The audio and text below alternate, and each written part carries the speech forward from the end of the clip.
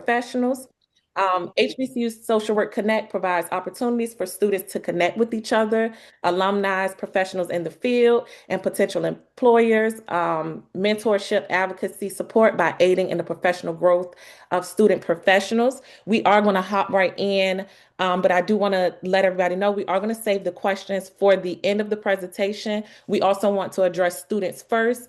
So please make sure the questions are relevant to what we will be discussing tonight, and also try to make sure the information has not already been presented to us when we are asking the questions that we are asking, so that way we can get everybody in and get as much information from Dr. Chandler and Dr. Porter as possible. And then Ms. Hannah, if you could take it away. Yes, I have the pleasure of, excuse me, introducing Dr. Dr. Stacey Hardy-Chandler. As a leader, she combines her background and training in social work, clinical psychology, law, and organizational leadership in ways to promote innovations that honor individuals and dynamic macro systems. She believes that paradoxically, the future of leadership is a complex and ambiguous world that requires understanding the ancient wisdom and power of we-ness, that is an interconnection. She's a nationally respected leader in social work with more than 35 years of experience across clinical practice, academia, and senior human services management. In 2024, she received the Saul Gothard Lifetime Achievement Award from the Forensic Social Work Alliance, where she previously served 2 terms as president. She is a Silver Star Life member of the Alpha Kappa Alpha Sorority Incorporated, and served on the City of Fairfax Commission for Women from 2017 to 2022. And she's currently serving as the CEO of the Association of Social Work Boards, which is the ASWB. And in November of 24, she became the first Black woman elected to the Fairfax City Council, which is bringing a career-long commitment to integrity, collaboration, and public service. And I introduce to you Dr. Stacey Hardy-Chandler. My name is Deandra. I'm the co-founder of HBCU Social Work Connect, and I'll be introducing Dr. Porter. Shelley McDowell Porter is a psychologist and social worker specializing in systems level practice, learning strategy, and licensure assessment. She has partnered with national credentialing bodies, including ASWB, and is the author of DEIAB Framework, published by Oxford University Press in 2025. I introduce to you Dr. Porter. Thank you so much, Dr. Porter, for being here, and Dr. Chandler.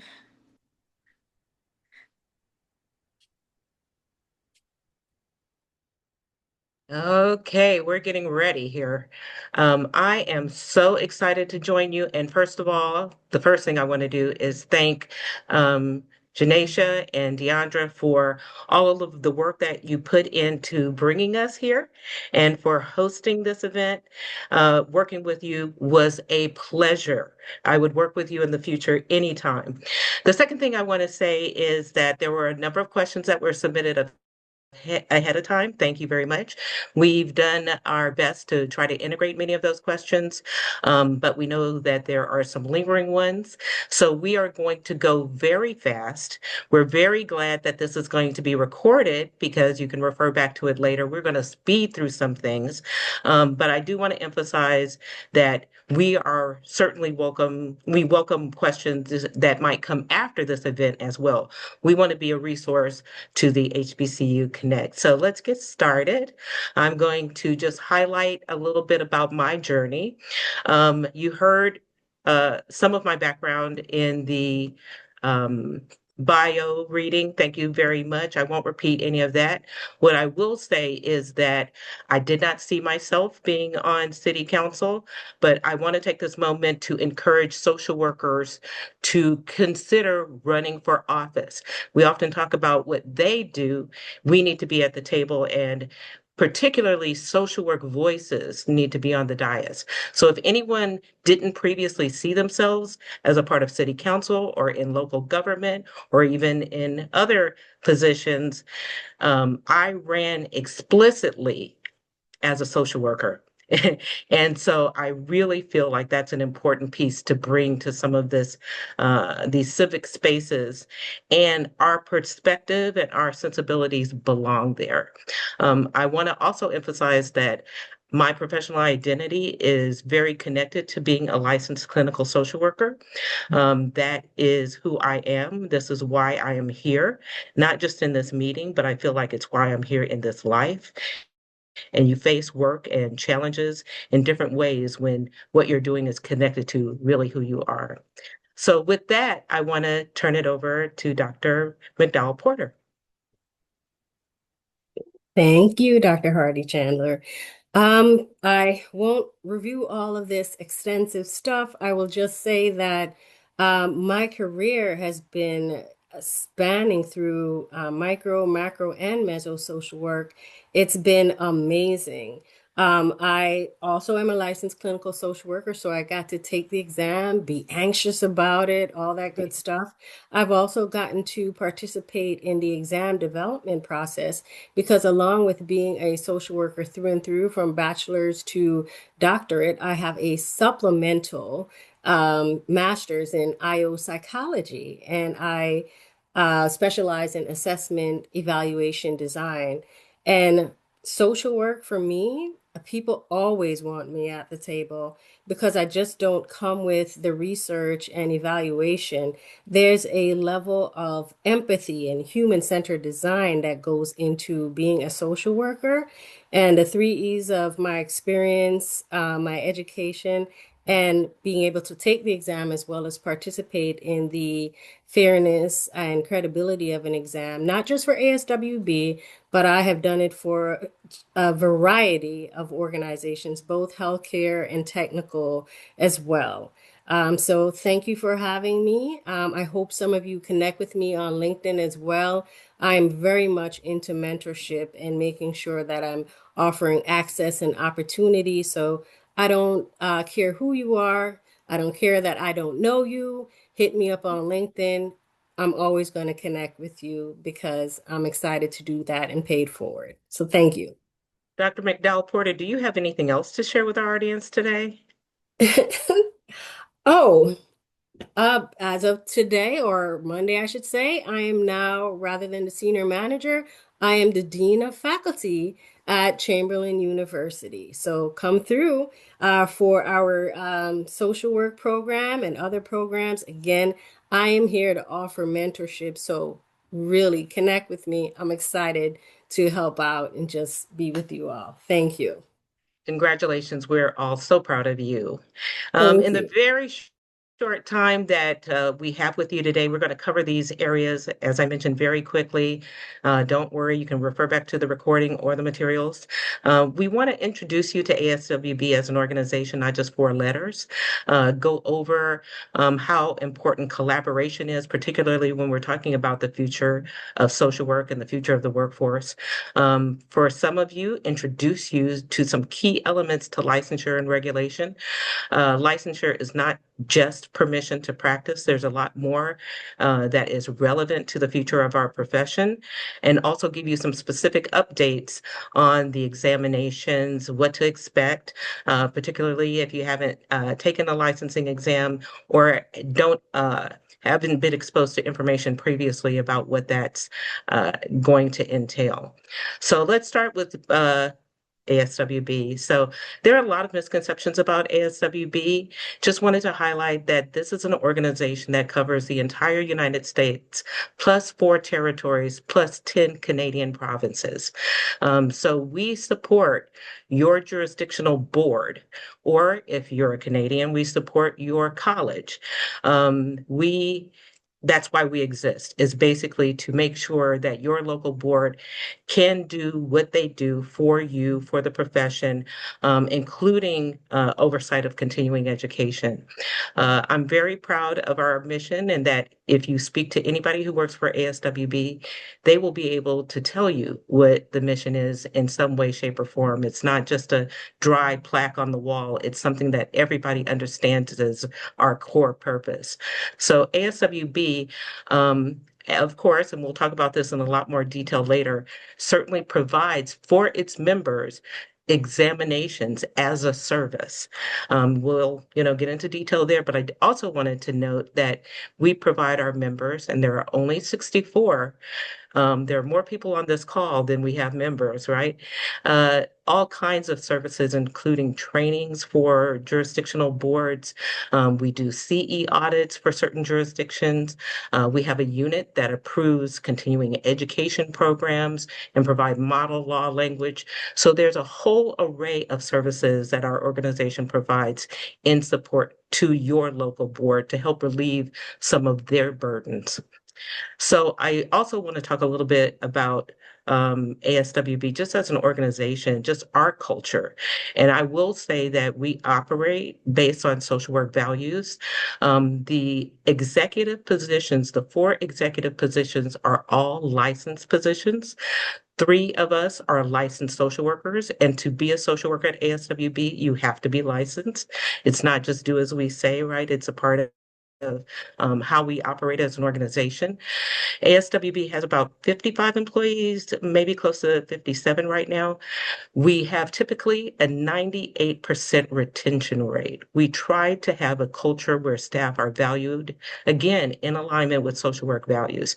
I will say that in 2025, it took a very, very big dip down to 96%, right? It's a good place to work.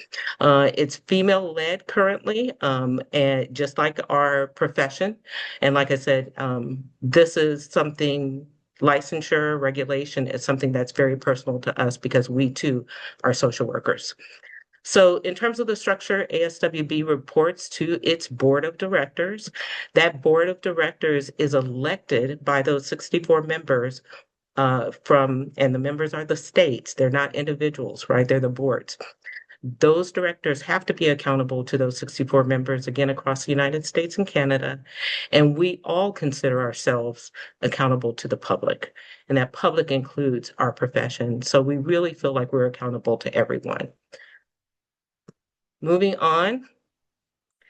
Collaboration is a big part of my personal values and how we have to operate in regulation. So, Shelley, do you want to share a little bit about collaboration and particularly in terms of regulation and collaboration? Absolutely. It's the exam development and administration process is a huge process. And so there are multiple vendors involved. And it's important because you want external outside entities to look at your stuff, to audit it, to make sure it's reaching industry standards. I myself used to be a program manager at Humro.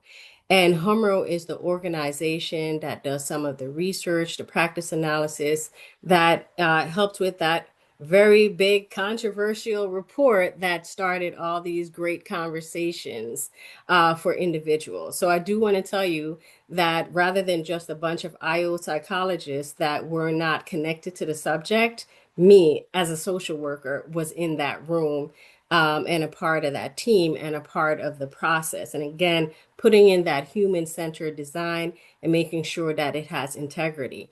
Along with the exam development process, there's individuals, of course, you all know sometimes when we go to the different test centers. So those are the individuals who run the exam. There's individuals, again, looking at the data itself, and that's called psychometrics. So I'm also a psychometrician.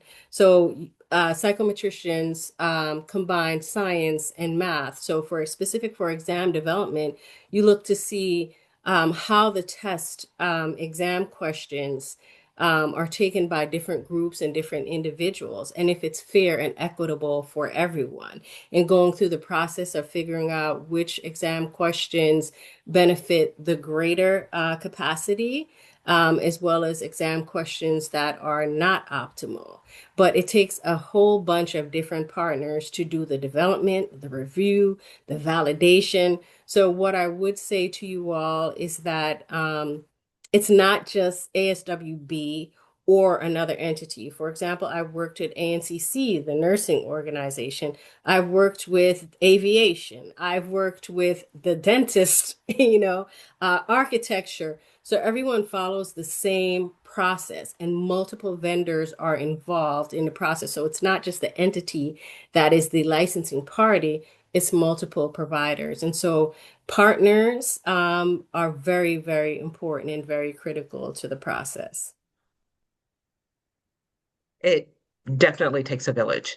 Yes. Trying to also connect with our partners in social work. So, Dr. McDowell Porter was talking about partners that are needed to do that kind of work, independent analyses and things of that nature within the social work profession, of course. There are hundreds of organizations, but just to show sort of the complementarity, I guess, of ASWB, CSWE, and NASW. ASWB, as I mentioned, has the licensing boards as members and regulates the profession. CSWE accredits social work programs, and its members are social work schools and institutions. NASW advocates for the profession, and its members, like me, are individuals. I'm a member of NASW. And so you see that we cover different areas, but these areas complement one another. And any social worker should touch all of us throughout their career journey. On a side note, I do want to point out that 15 years ago, when I was on the faculty at George Mason University, I was on faculty with not only Dr. Alston, but also Dr. Valu Bakalahi. She later left George Mason, where she was at, I believe it was Morgan State, where she was on faculty or working with Dr. Estreet. So when you're in a room with your colleagues, look to your left, look to your right, and treat them with respect, because none of us knew that we were all going to be in these key positions where, for the first time in history, the major social work organizations are all led by people of color. So you never know what's in your future. I just want to quickly highlight that, as I mentioned, there are many social work organizations. Even though we call those three the Three Rivers, we acknowledge our relationships with other organizations, including the Clinical Social Work Association. We're working with and having conversations with the board at BPD, the National Association of Black Social Workers, Latino Social Work Organization, the Canadian Social Work Organizations. So all of us have to be a part of the future of our workforce, and collaboration is important. Back in 2024, it provides us a perfect example. So when we were devising the workforce study, the social work census, and I hope those of you who were able to, at the time, take that census, that was driven by this steering committee.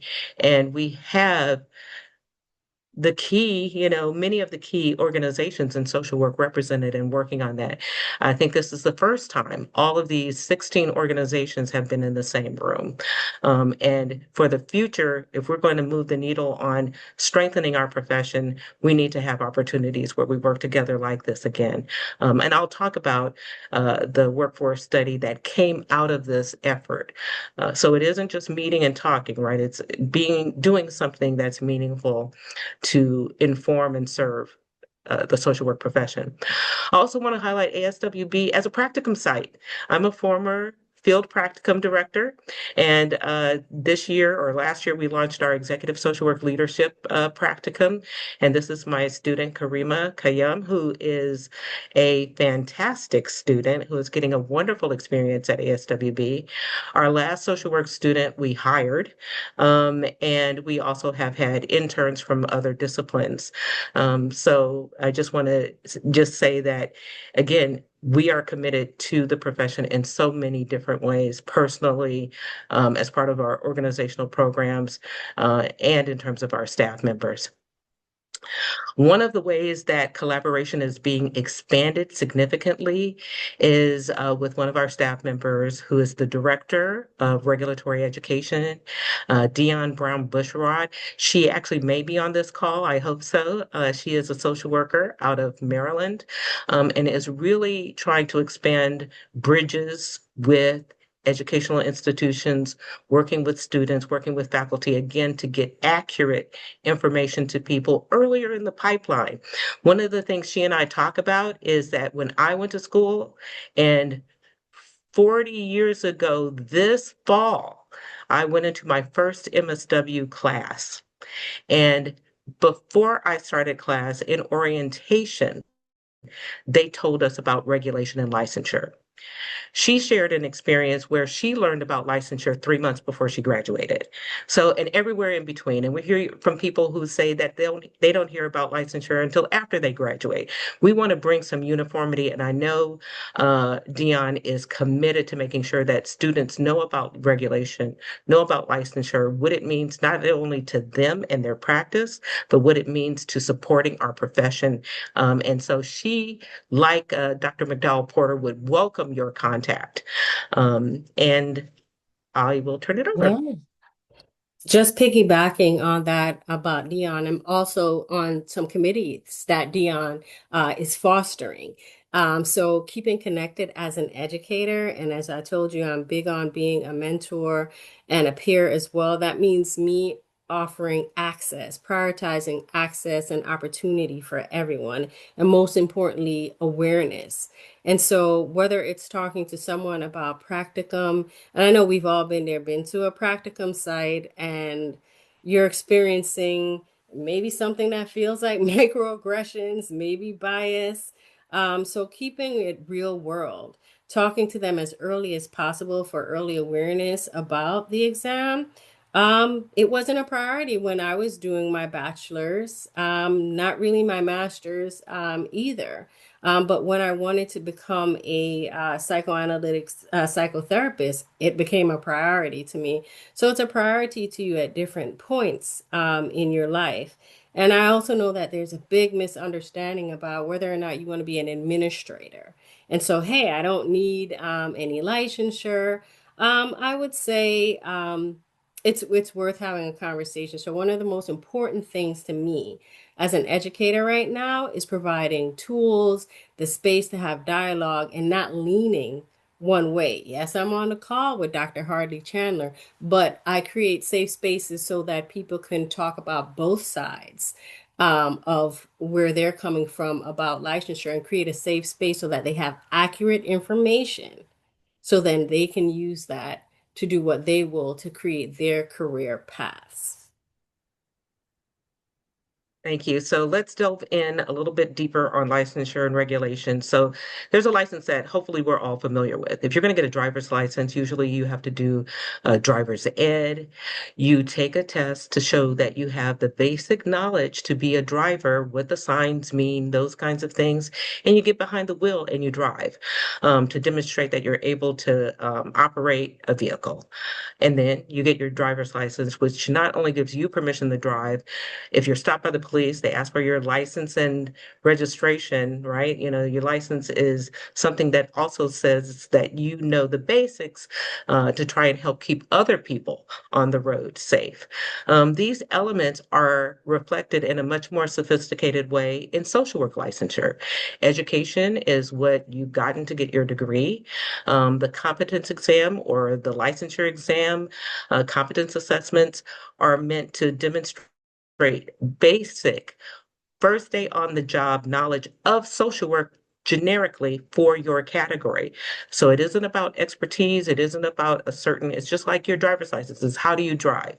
Not, you don't get a separate test for rural driving and, you know, that kind of thing, but you do, have different categories of licensure. So, and that experience, of course, is your practicum, or if you're pursuing a clinical licensure, maybe post-degree licensing. And a lot of regulations in all jurisdictions have something about moral character, which is really the background check piece. And all of this combines together, again, just like your driver's license, to promote, not guarantee, but promote the safety of the public. So let's talk about us as a profession. And I know that there's been a lot of conversations recently.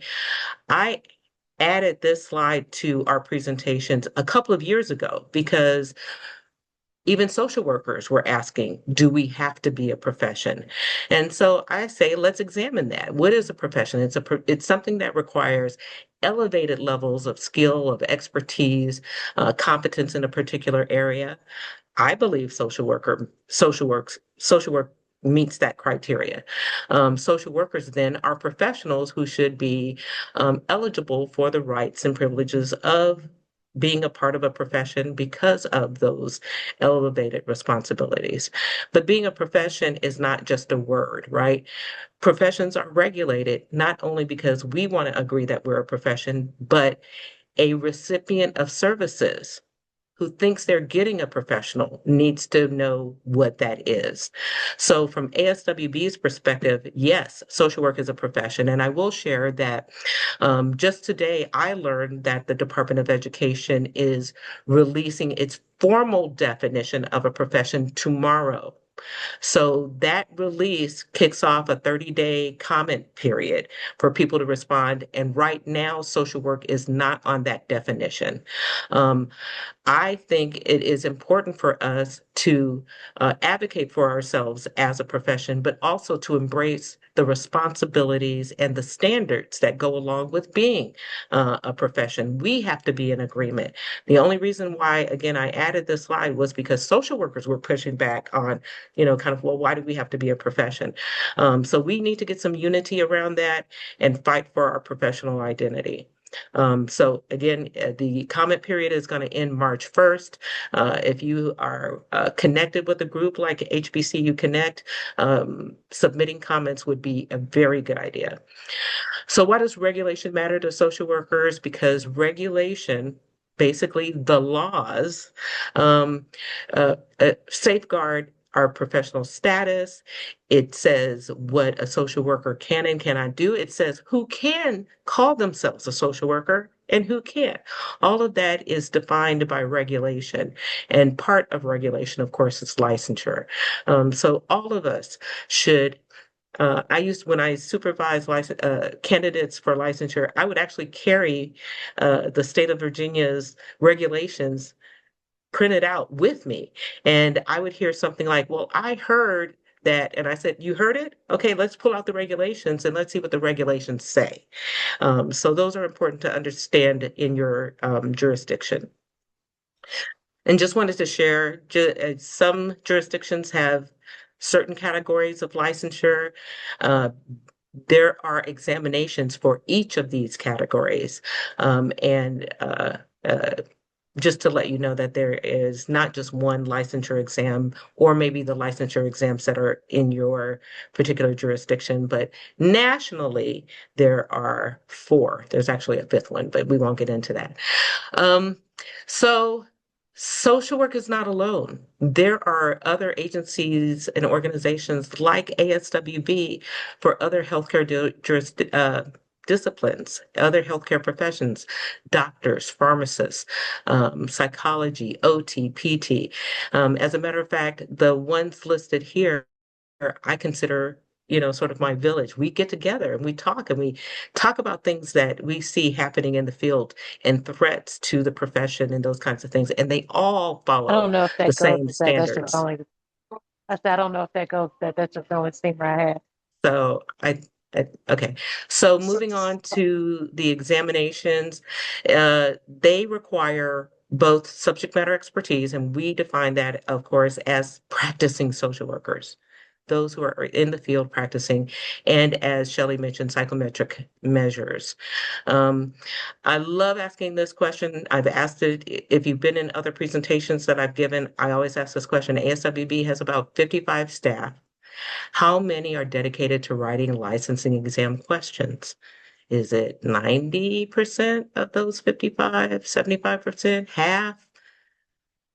You don't have to answer out loud and you don't have to answer, but it is actually zero because all questions are written by practicing social workers.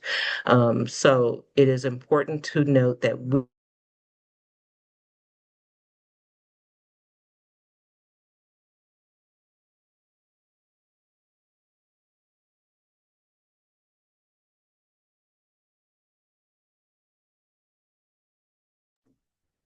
Dr. Hardy, I'm so sorry. We can't hear you. oh, sorry, when One did I second. go mute? There it goes. You went Okay, unmute okay, now. okay. Do I need to go back? Yes, it was right after you answered who actually writes their questions. Oh, so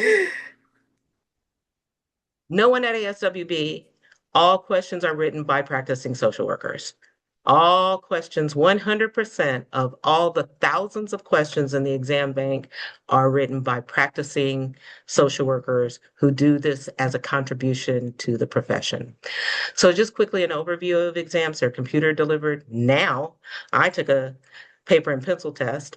They're in test centers across the US and Canada. There's a universal passing score. And that's important because while the nuance of social work might be different in different areas, the core of what social work is the same. It's our profession is defined by certain principles, practices and all of those kinds of things. So, passage of that where I live in Virginia is the exact same as passage in Texas, where I'm coming to you from right now. 170 questions on multiple forms that are rotated quarterly to safeguard the security of the exam. As I mentioned, only 6 staff support the structure. Vendors we work with for independence, independent analyses, and those kinds of things. We have 7 consultants who work with the volunteers. We just had a search for item writers. You may have seen that on LinkedIn or in some of the social media that just closed this January. So all of the practicing social workers are eligible to apply for those kinds of things and drive this process. Who are they? You can meet them online. We published yearbooks of our question writers and our exam committee members, and you can see who they are. This is very interesting. How do we select them? Well, first of all, we get information from CSWE about who's graduating, right? We start with who is entering the profession, and we look at those demographics and information, and we try to align question writers with the proportions that are in our field, not only racially, but we also look for diversity in terms of geography. We look for diversity in practice area, diversity in where people may be in their careers, and all of those factors combine. So this is reflective of the current composition of item writers. And with that, I'll turn it to our psychometrician friend to go over how, and this is the meat and potato slide of what happens um, uh, in that journey for just a single exam question. Shelley? Oops.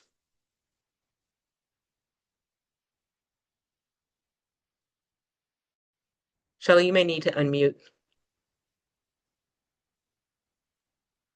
Ah, there it is. It said the host won't allow you to mute for a second on my screen. So sorry, guys. Well, as Dr. Hardy-Chandler talked about the extensive process to recruit and evaluate item writers, and it's a stratified process of not just, okay, we're going to get, this, for, it's not a first come, first serve. It is a rigorous process. And again, in the art of making sure you get a seat at the table, if you haven't, hopefully some of you online are going to be item writers, and you saw the ad, but if not, look out for future opportunities. Have your seat at the table for any capacity that you can. And so after the item writers are selected, there is always a training on best practices of how to do that. And as a psychometrician, I have done that training for individuals time and time again. And I stress again, it's not just ASWB, there is industry standards that everyone has to write by. And after a question is created, then it goes to another set of rigor. And so exam questions cannot be built in a day or a week. It takes months. It goes through multiple phases of review by peers, by supervisors, making sure that there's diversity in the different individuals who review it. Some questions are rejected. They have to resubmit it. Revisions have to be made. And after that whole process, that takes absolute months to do, then the test question goes into validation. And what we do is we pilot those questions. We look at the statistics to see if those questions are biased to any one group or several groups, and those questions are therefore then eliminated because, again, the questions have to be fair, equitable, and written with a level of integrity. And so it has to go through multiple tests before it becomes a formal question that people could actually be assessed by. And that takes months, years, sometimes. So it is not a process that is short. It is very, very rigorous. And so if you join that process, be prepared. Thank you. So in 2022, as Shelley mentioned, the board invested in analyzing the data disaggregated by a number of demographics, including race. Not only was that report published, but also an interactive map that showed those breakdowns by state and also over 800 reports for each social work program. So you could see the content areas and you could see performance by schools. And those are very interesting because you will see schools where there are no disparities and you'll see schools where there are wide disparities. I think we have to do more as a profession, talking together, collaborating to figure out more about those factors where those disparities don't exist, share that information across programs. And basically, there's a lot of work to do to move that needle. Um, from that time, we have been hard at work on a lot of updates from our sector of the profession. We need to work together, not only within social work, but I think we need partners outside of social work, quite frankly, to strengthen some of the things that impact our profession. Um, Part of what we do, though, in the meantime, is examinations always, well, every 5 to 7 years, a survey of the profession, again, finding out from social workers what content is relevant to practice. And Shelley, I think you can talk a little bit about practice analysis and how that works. And you have to unmute again. Oh, can you? Uh,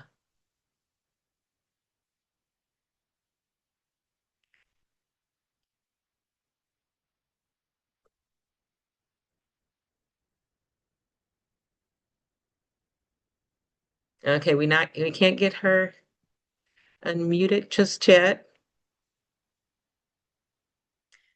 In the interest of time, you want me to move on while we figure this out? Okay, Shelley knows this. So part of the practice analysis is getting, again, a group of practicing social workers together to look at the data that comes out of that survey of the profession. Again, doctors have to ask doctors what's relevant these days. Psychologists have to ask psychologists. Nurses have to ask nurses. Social workers have to ask social workers. What's happening out in the field? What are the themes? What do we need to pay attention to? I graduated in 1988. Thank goodness. Practice today isn't reliant on what I knew when I graduated, in 1988. It has evolved, and you hear those how it has evolved from practitioners. So this is the group for the latest practice analysis that formed the blueprint that question writers use to set up the new exams. And I'm recognizing that we're running very quickly out of time, checking the time here, wanting to speed it up. But from that is a blueprint. And I just want to highlight that right now, another group of practicing social workers are here in Texas. This is why I'm here for standard setting for the upcoming exam. So you see the picture from the 2018 standard setting group. There's a whole big other group here ready to do the standard setting for the new exams that are going to be launched in 2026 later this year. Um, I have heard the question, why doesn't the exam content align with curriculum? And to me, that question is a little, I don't know that it doesn't, right? So we went to ask question with data. So we pulled together a number of educators and had them work through the CSWE curriculum competencies and the ASWB applied standards for the 2026 exam. And that report will be published in a couple of weeks. And sorry for the spoiler alert, but there is significant alignment between the exam content and what happens in the curriculum. So here are some changes for the 2026 exams that will be launched in August. There will be a 10-minute break that will not take away from the 4-hour time period. A few years ago, we started integrating 3-option multiple choice. That will continue to evolve, but there will be more different types of questions, like a scenario with multiple questions responding to the case or the case situation. Expanded emphasis not on recollection or memory, but on how you think about problems and how you think through practical skills.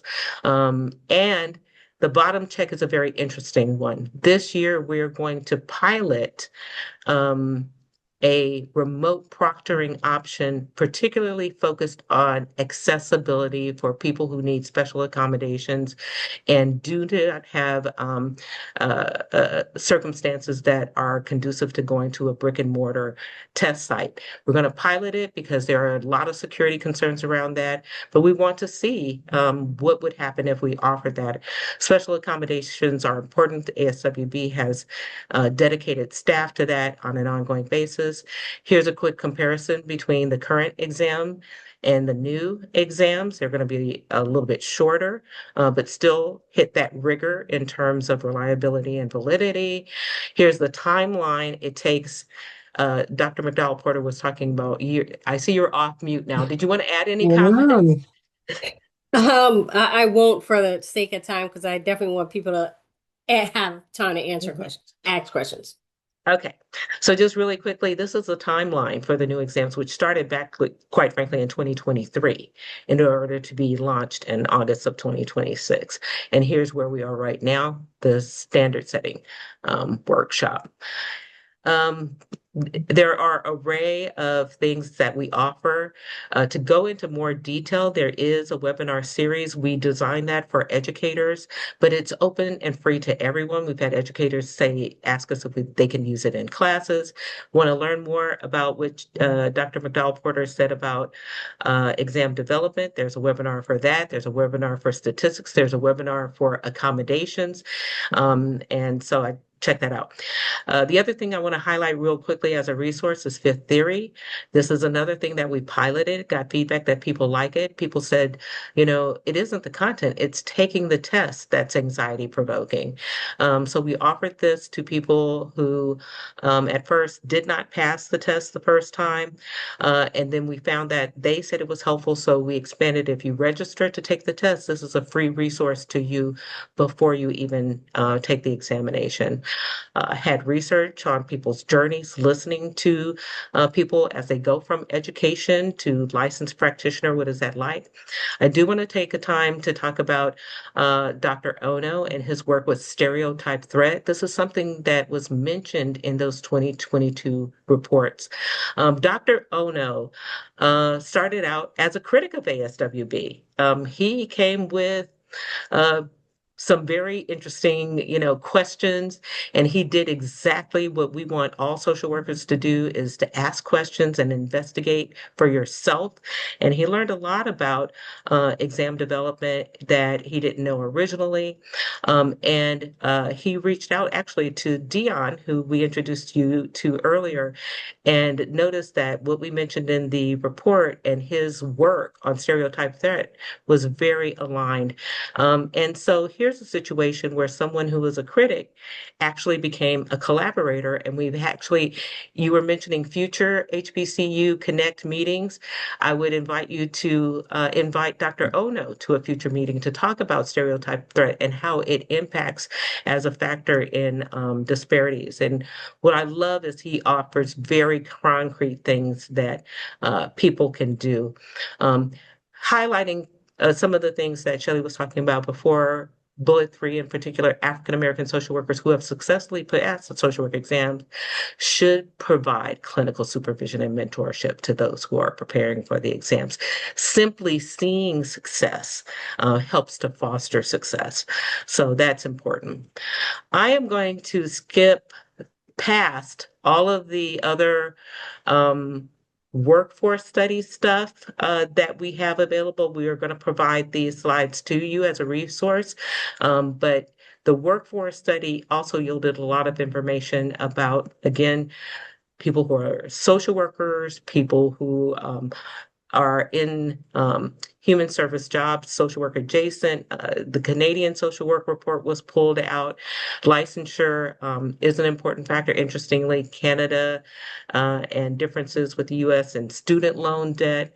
Very interesting report. You can go and look at that as well. The last point I want to make before final comments from us anyway is about the Social Work Compact.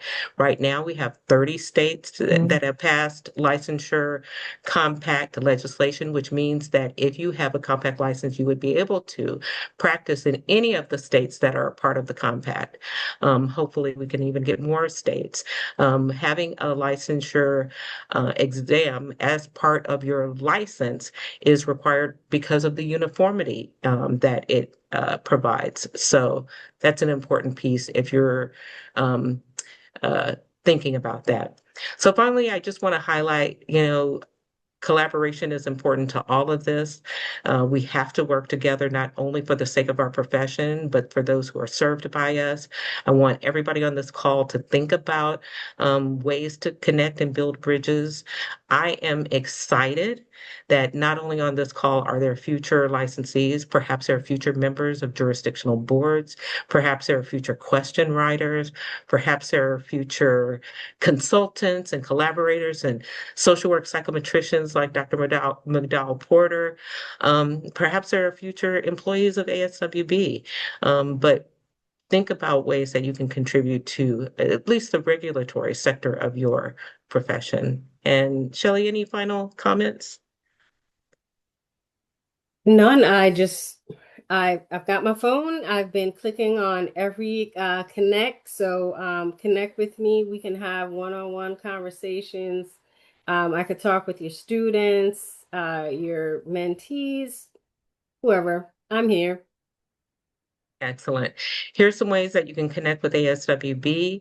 If you email us at info@aswb, put HBCU Connect in the subject line so we'll know the source of your connection. And I will stop there and hopefully we still have time for questions.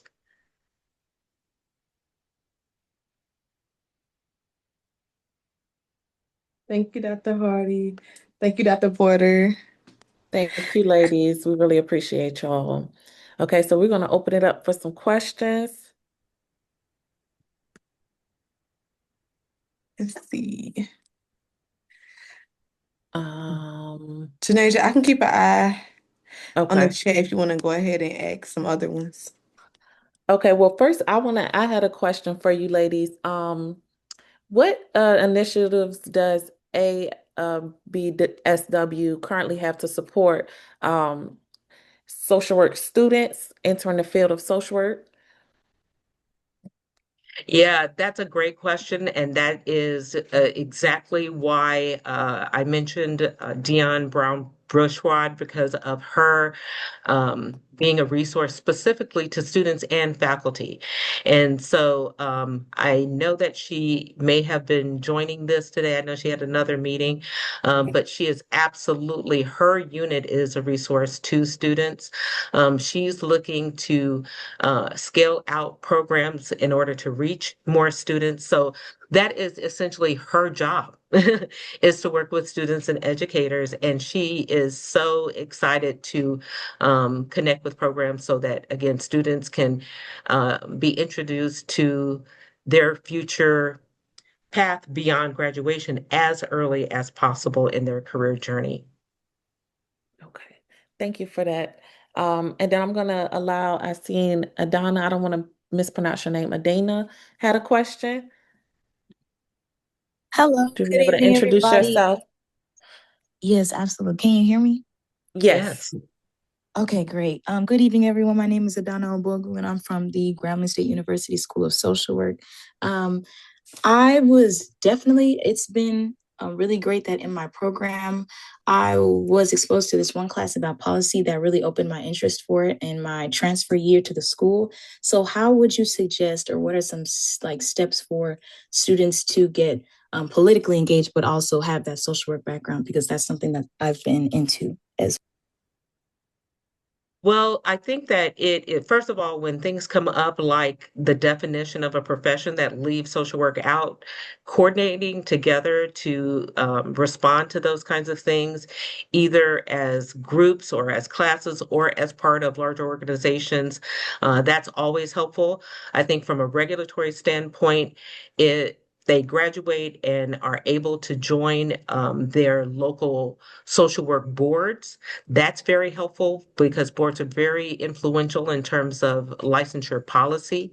Again, all of that regulation influences who can call themselves a social worker, what social workers can and cannot do, those kinds of things. So I think there are a lot of avenues, and it starts with things that come out of the educational program. It can come out of serving on your board. It can come out of being involved with your professional association like NASW, the Clinical Social Work Association, or others. And it can come from running for office. So I'm living proof, of course, that you as a social worker can run for office and not rely on whoever they are to make the change, but to be a part of the change. And I would love to see more social workers on city council dioceses, especially local government, stepping into that local government. And to me, I may be a city council member, but that is a form of social work to me. I talked about quality of life and human services as part of my role. So I think there are a lot of avenues. Um, and I would say to students, anywhere people are, social workers are or should be. Anywhere people are, social workers are or should be. Thank you so much.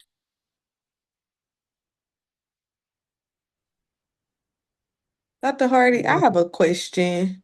I paid attention to the graph showing the different um, racial groups and ethnicities involved Here's my question. in posing questions for the exam. So my question is, how is ASWB ensuring that its racial inclusion strategies equitably benefit all marginalized groups, especially for those who rely on social workers the most for resources? I noticed that one was very high in contrast to the others. So, what is ASWB doing to kind of Mhm. make it more inclusive So, you know, that racially? graph you're talking about that had the CSWE graduates compared to item writers, is that the Let me, one you were referring Hmm. to? I think so. it was the Yeah. ex yes. Yeah. Uh-huh. So again, you know, the idea is that it isn't first come, first serve. That Hmm. reflects who is graduating. This is why we have to go upstream. So part of reflecting the profession is reflecting who's graduating. We still have, even though the workforce study shows that we are becoming a more diverse profession, we still have a significant number of white people graduating from social work programs. And so we're going to reflect who graduates. That depends on who enrolls. Depends Hmm. also on who makes it through the program, right? So Hmm. all of those factors don't start after graduation. Those factors start with who's being recruited into social work programs, who's staying in those programs, and who is ultimately graduating from those programs. If we want more diverse item writers, we first need more diverse students graduating from Hmm. programs, right? So that is exactly why we want to reach back in the timeline and partner with educators. That's why we did the alignment study in part, is to say we're not separate from education. After someone, it's almost like after someone graduates, it's the regulators when someone becomes licensed that cover that person's career for the next 20, 30, 40 years of continuing education and all of those things. So we have to partner and go upstream. There was a quote by Misty Copeland, the ballerina, and she was talking about, well, people would tell her there aren't enough Black people auditioning for ballet positions. And she's like, that starts in school. That starts when they're 5. And so what did she do? She started a school for young kids so that she could get people in the pipeline. It doesn't start at the audition. It starts way earlier than that. So it's really important for, again, all of us to work together, no matter what sector of the profession we're connected with. hmm thank you for your response. I think maybe there may be some room for collaboration since we do have a lot of students, if they're willing and if they're, meet criteria.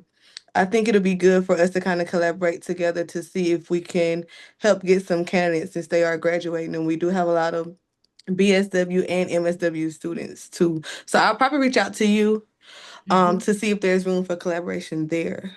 Thank Yeah, you. absolutely, absolutely. And we want accurate information as early as possible. Like I said, we hear everything from I heard it before I stepped into class till hmm literally we had someone in our practice analysis who said that she just never heard of it until after she graduated about licensure.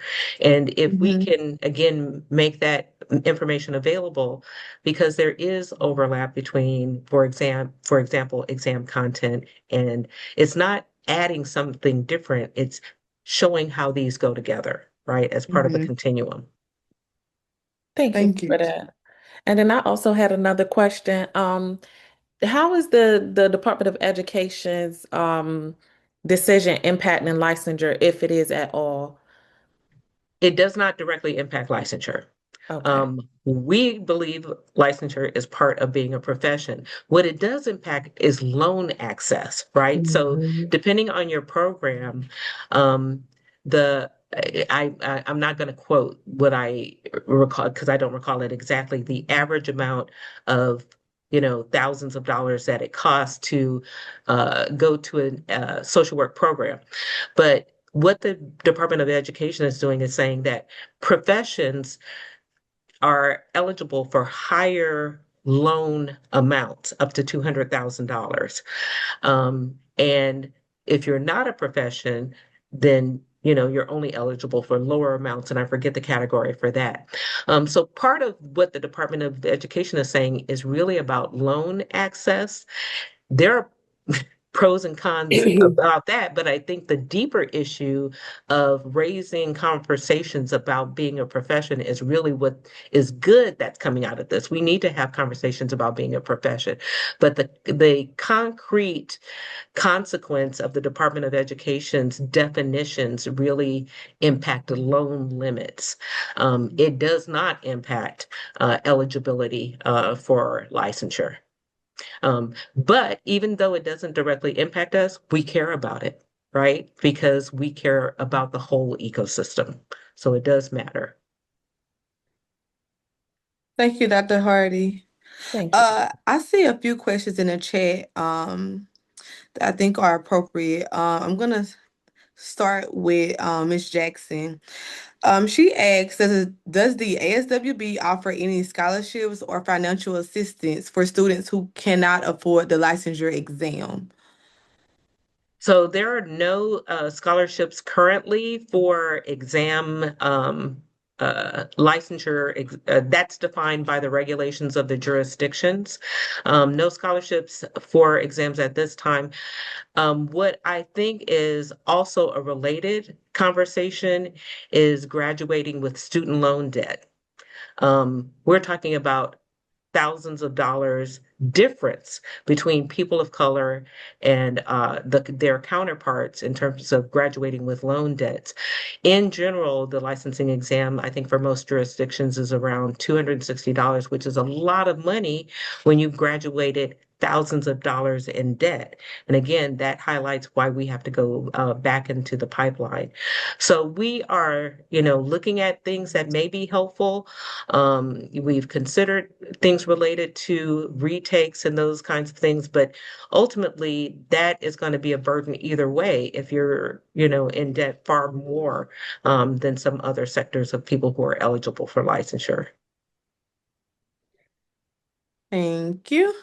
I see one more in the chat from Ms. Hubbard.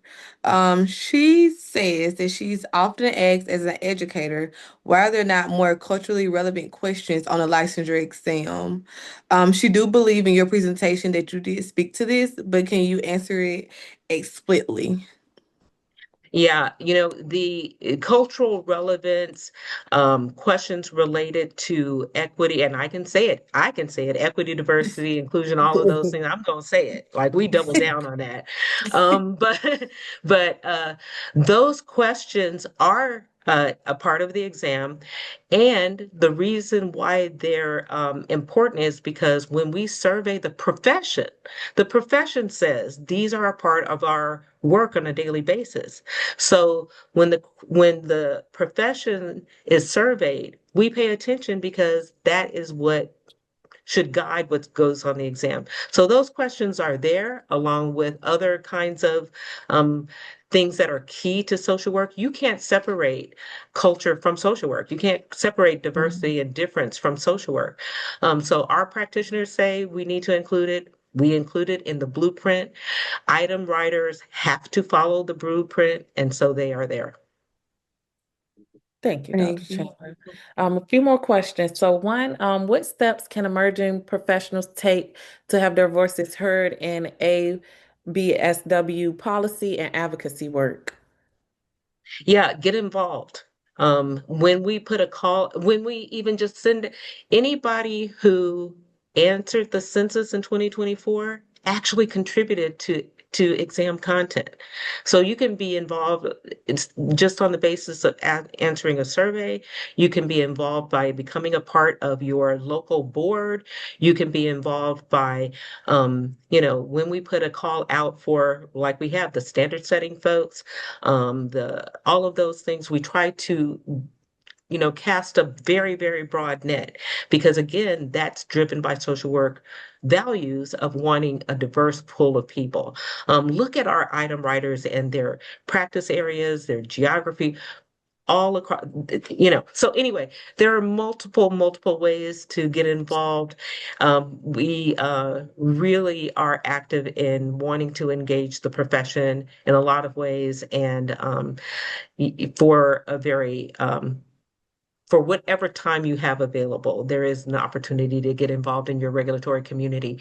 If you are not yet eligible to be on a social work board, other professions have what they call a public member, which doesn't have to be a member of that profession. Get on another board and then learn how that works and learn how, the board oversees continuing competence again throughout a person's whole career, and uphold that accountability. So any amount of time that you have, there is a way to get involved in relation to that time and energy that you have to devote to it.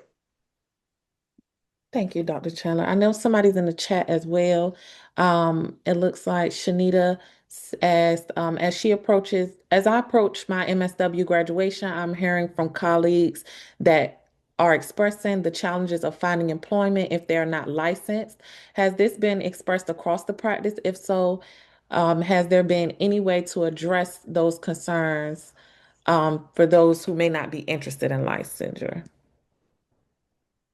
Okay, here's where I admit my bias, right? We require licensure at ASWB, so I'll admit my bias as being pro licensure. And Shelley mentioned how there are different, positions on that. There's also the data. One of the things that came out of the workforce study is that licensed social workers actually make more. And there's other information that supports the stability of license. So there are benefits to being licensed from my point of view. Right.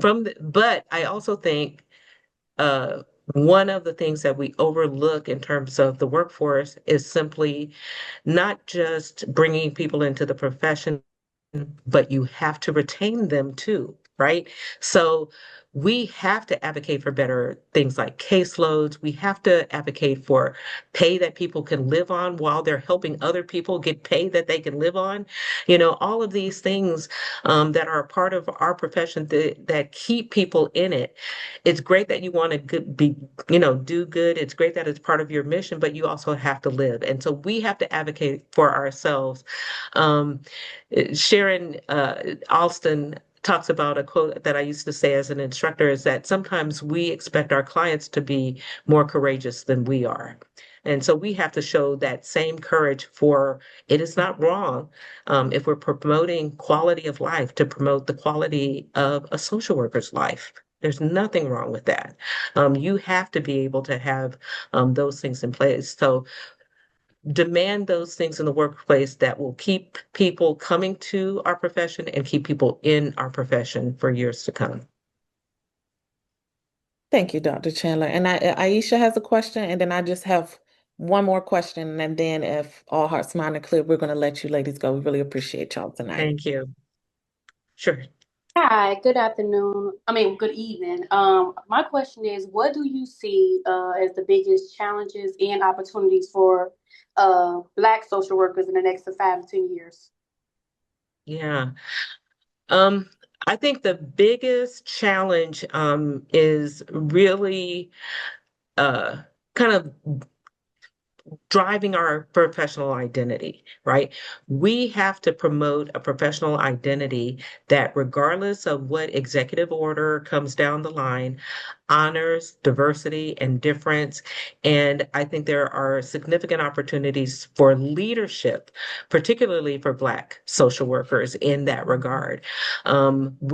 I think, we have some institutions like the National Association of Black Social Workers that can be leveraged to forward some of those efforts. But we really have to come together rather than divide ourselves. I think that is the biggest challenge and the biggest opportunity is for coming together. And if you look at our history, the history of Black people in America, one of the things that allows us to be in this meeting even tonight is our ability to come together and promote change. So we can do that not only, for our people, but also for our profession. Can I Thank you, just We've done it, Dr. say, and we've done it before. So there's uh, clear evidence that we can, in my view. Shelley? yeah, I just want to add, as someone who is has been very macro social work based, my social work degree combined with me taking uh, like change management practitioner or UX design research certifications as well, along with my licensure. It has been a game changer. I think that people have a perception of social work, kind of old school tree hugger, just caseworker.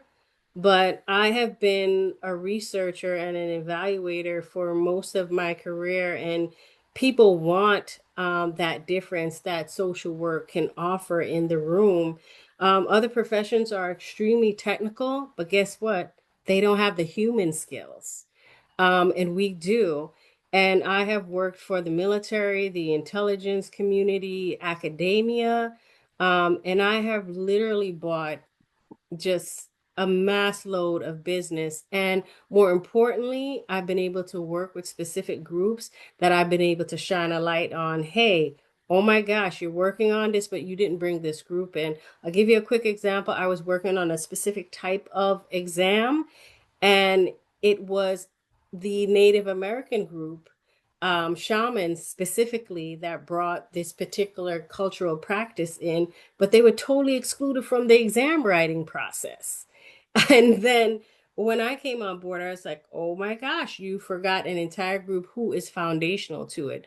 So, me being in the room as a researcher and a psychometrician brought that group in. Like, you can't write this exam without that group. So, I know someone asked earlier, about inclusion as well. So we have to be in the room for all different type of spaces. And as social workers, know that we are not just what people think we are. We are just so much more. So we can just be in so many different rooms and make so much of an impact. And I look forward to seeing all of you do just different things. So please don't pigeonhole yourself. Social work is an amazing profession. Thank you. And then also, does criminal background impact licensure? It can, depending on the jurisdiction. That's why I carry around the regulations. Um, there is something that ASWB creates by bringing together social workers from across the nation, and it's called the Model Practice Act, right? It basically is a model for best practices in legislation. However, as you know, different states are independent and they can adopt, their legislators can adopt or not adopt, whatever they want. So in some cases, yes, depending on the nature of whatever is in the person's black background, that can impact licensure. But again, go to your jurisdiction's regulations to determine what that is for you. Thank you. And Dr. Austin, I you had a do. question? Yeah. First, thank you again, ladies, for spending time with us this evening. So I have a follow-up comment to the answer to the question about the criminal background check. And this is solely 100% my bias. So I'm going to put that out there. As Sure. a profession who focuses or is dedicated to helping people put their lives back together, who believe in the right that individuals can change. Where is this? Where do the organization or your thoughts about this idea of denying licensure for a profession that advocates that people's lives can change? The second thing I wanted to talk about is we talk a lot about cultural competency and that the test being culturally biased. And I want you to also to speak and highlight the fact that it's not the test is culturally biased, but it's also some other extraneous variables that impact that, like the quality of supervision that you receive, like the time that lapsed before you graduate and you actually takes the test, and the work that you put in between the graduation and the time that you take the test. I'll pause there because I know I said a couple of things. Yeah. Yeah. Again, it's with the coming in line with our values. I think that we have a lot of work to do in that regard. We operate in social work of people's potential. And so again, if I think it was up to social workers alone, there would be more latitude there.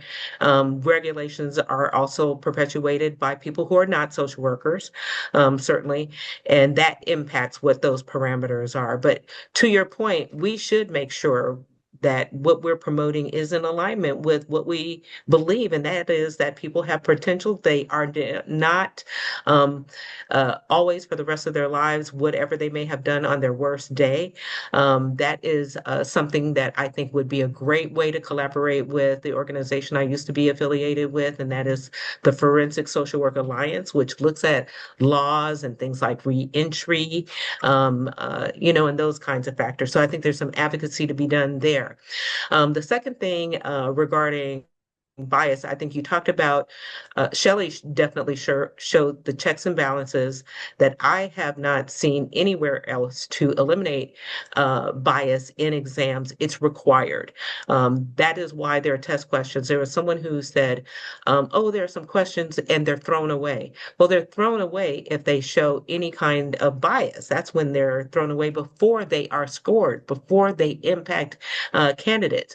So again, when we're looking upstream, I absolutely credit high quality supervision to why I passed my licensing exam.